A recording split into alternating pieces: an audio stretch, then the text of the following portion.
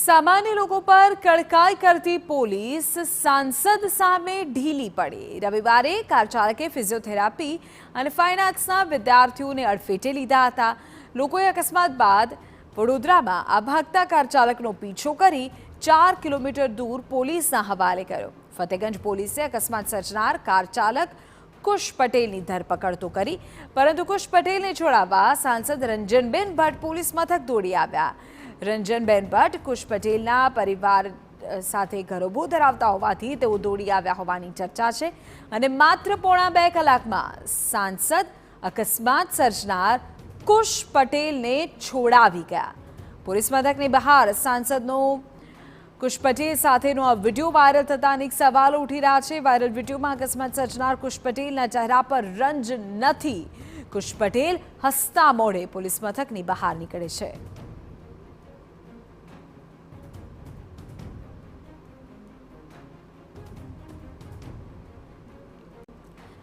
સામાન્ય લોકો પર કડકાઈ કરતી પોલીસ આખરે કેમ અહીં કોઈ કામગીરી ન કરી શકી એ સવાલ પહોંચતાની સાથે જ કાર ચાલકને છોડી દેવાય છે।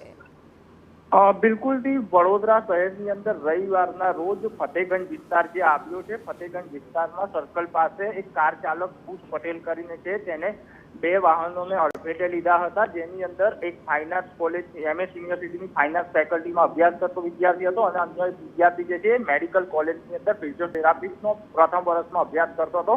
બંને વિદ્યાર્થીઓ ઇજાગ્રસ્ત હતા, તેઓને સારવાર અર્થે SSG હોસ્પિટલ ખાતે ખસેડવામાં આવ્યા હતા અને અકસ્માત સર્જીને કુશ પટેલ જે છે તે ત્યાં ઉભા રહેવાની જગ્યાએ લોકોની મદદ કરવાની, ઇજાગ્રસ્તોની મદદ કરવાની જગ્યાએ કાર લઈને ભાગી રહ્યો હતો। તે વખતે કેટલાક જાગૃત નાગરિકોએ બાઇક લઈને તેનો પીછો કર્યો હતો, જ્યારે કુશ પટેલે જે પીછો કરી રહેલા બાઇક ચાલકો હતા એની ઉપર બી ગાડી ચલાવવાનો પ્રયાસ કર્યા હતા।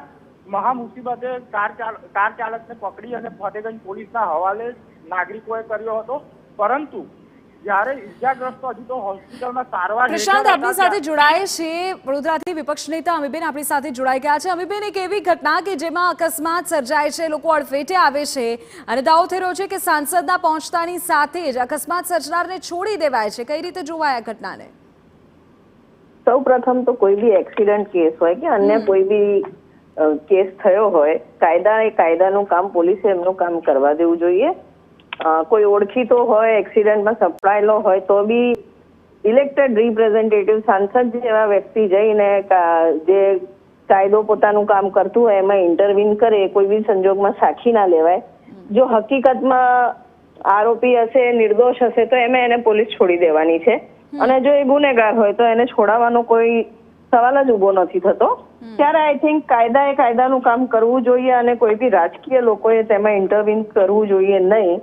પર્ટિક્યુલરલી આવી રીતે એક્સિડન્ટ ને બધા જે અત્યારે કેસીસ વધતા જાય છે, અલ્ટિમેટલી જો આમાં ધ્યાન નથી રાખવામાં આવતું તો પ્રજાને માટે ખૂબ મોટો ગેરફાયદો છે।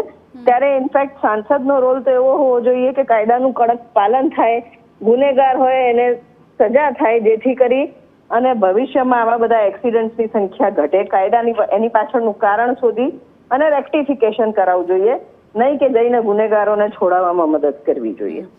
અમીબેન, શું આ ઘટના સાંસદનો રોલ અને પોલીસનો રોલ આ બંને પર સવાલ કરે છે?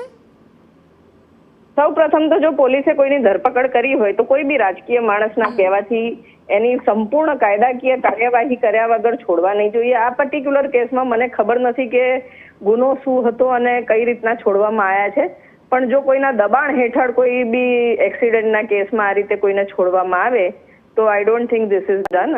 સાંસદનો રોલ હંમેશા પોઝિટિવ હોવો જોઈએ, દાખલો બેસાડે હોવો જોઈએ ને કોઈ બી ગુનેગારને બચાવવા માટે પોલીસ પર આડકતરી રીતે દબાણ કરવું એ યોગ્ય ના કહેવાય। ઠીક છે, આભાર અમીબેન, આપે આપણો પક્ષ રાખ્યો। અમીર રાવત જેવું સ્પષ્ટ કરી રહ્યા છે કે પોલીસ પર દબાણ જો થવું હોય તો યોગ્ય નથી અને કોઈ પણ ચૂંટાયેલા પ્રતિનિધિએ પણ આવા કેસમાં કાયદાનું કામ કરવા દેવા જેવું જોઈએ। અમારા સંવાદદાતા પ્રશાંત આપણી સાથે ફોન લાઈન પર જોડાયેલા છે। પ્રશાંત, સ્થળ પરથી શું માહિતી અત્યારે સામે આવી રહી છે? એક તરફ વિપક્ષના નેતા કહી રહ્યા છે કે જો દબાણ હોય તો યોગ્ય નથી અને પોલીસે પણ પોતાની કામગીરી નિષ્ઠાપૂર્વક કરવી જોઈએ આવા કેસમાં। જે રીતના વાત કરવામાં આવે કે 2 કલાકની અંદર જો અકસ્માત સર્જનાર આરોપીને જામીન આપીને મુક્ત કરી દેવામાં આવ્યો છે સાંસદના આવ્યા બાદ, ત્યારે અત્યારે પોલીસ સાથે જે વાત થઈ છે, પોલીસનું કહેવું છે કે આ જે જામીનપાત્ર ગુનો છે તે કારણોસર એને જામીન આપવામાં આવ્યા હતા અને જો કોઈ કાયદાકીય જોગવાઈ આમાં પૂર્ણ કરવામાં નહીં આવી હોય તો એની તપાસ કરવામાં આવશે અને આગળની કાર્યવાહી હાથ ધરવામાં આવશે. અચ્છા, એક ચર્ચા એવી પણ પ્રશાંત ચાલી રહી છે કે કુશ પટેલના પરિવાર સાથે સાંસદનો ઘરોબો છે.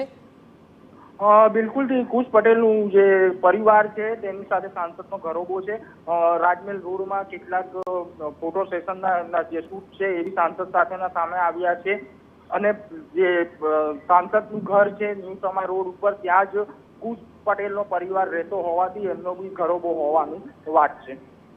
ઠીક છે પ્રશાંત, આગળ પણ આપણી પાસેથી અપડેટ મેળવીએ છીએ. મારા સંવાદદાતા પણ મહત્વપૂર્ણ જાણકારી અત્યારે આપી રહ્યા છે. જો કે સવાલો અનેક છે. એક તરફ એ વિડીયો કે જેમાં સાંસદને જોઈ શકાય છે, કુશ પટેલ માત્ર 2 કલાકમાં જામીન મળી જાય છે એ જોઈ શકાય છે, અને બીજી તરફ સર્જેલા અકસ્માતના દ્રશ્યો પણ આપની સામે છે.